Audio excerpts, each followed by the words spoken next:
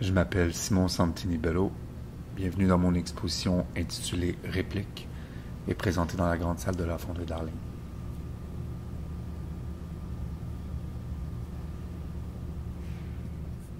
L'une des premières choses que l'on peut voir en entrant dans la grande salle, c'est une grille technique de 6 mètres par 26 mètres. Elle couvre quasiment toute la superficie de la salle. La grille est suspendue à 3 mètres du sol. La salle fait 12 mètres de haut et aucune œuvre se trouve sous la grille. C'est le premier geste qui a été décidé avant même de penser le reste de l'exposition. On peut retrouver ce genre de grille technique sur les plateaux de tournage, au plafond de théâtre et des salles de spectacle. Installée aussi bas dans la grande salle, la grille sert à couper avec la monumentalité de l'espace et redonner à la salle une échelle plus humaine.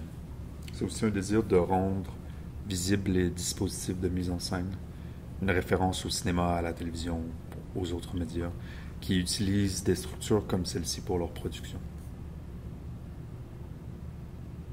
Cette idée de rendre visibles les dispositifs de mise en scène se retrouve également dans le film. On peut y voir des acteurs, des actrices répéter des répliques qui leur sont soufflées à l'aide d'oreillettes d'écoute, elles aussi visibles à notre regard.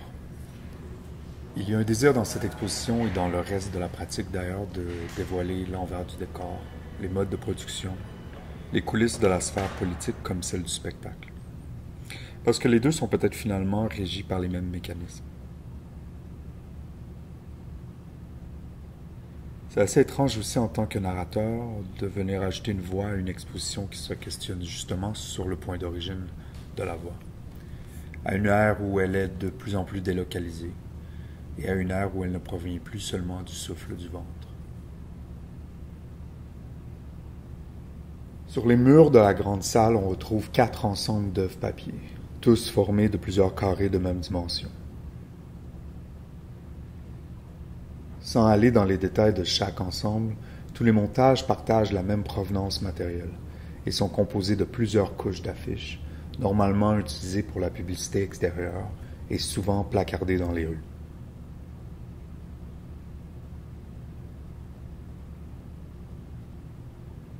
Dans le même ordre d'idées que la grille technique et les oreillettes d'écoute que portent les acteurs et les actrices, qui tous deux montrent avoir les rouages du spectacle, les œuvres sur papier pointent aussi vers la manière dont tout projet est distribué après sa production, et partagent donc cette courbe naturelle de naissance et de mort de toute entreprise artistique ou politique.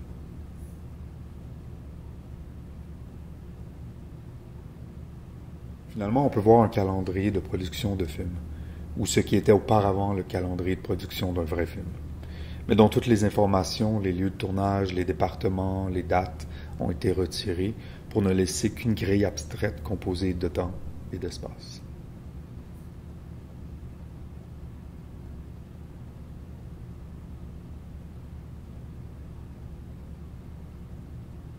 Au milieu de la salle, les bancs de visionnement, la seule chose installée sous la grille. On peut s'asseoir dessus.